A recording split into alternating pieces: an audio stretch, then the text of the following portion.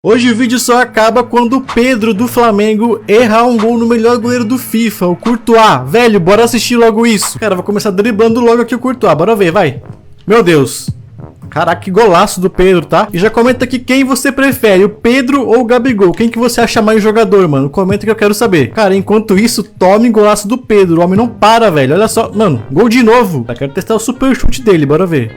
Meu Deus, que golaço. Cara, o que aconteceu com o Courtois, hein, velho? O melhor goleiro do jogo não tá tancando o Pedro de jeito nenhum. Olha só, tá muito fácil. Cara, e se eu fizer esse golaço agora, você vai curtir e salvar esse vídeo, tá, mano? Promessa ser dívida, ó. Vai salvar, hein? Vai salvar. Salva e curte. Courtois, chega aí, mano. Tudo bem? Ixi.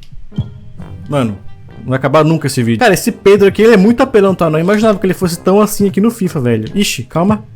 Vai. Nossa, Courtois, pelo amor de Deus. Meu... Oxi, calma. Mano do céu, tá muito fácil, meu Deus. Olha. Errei.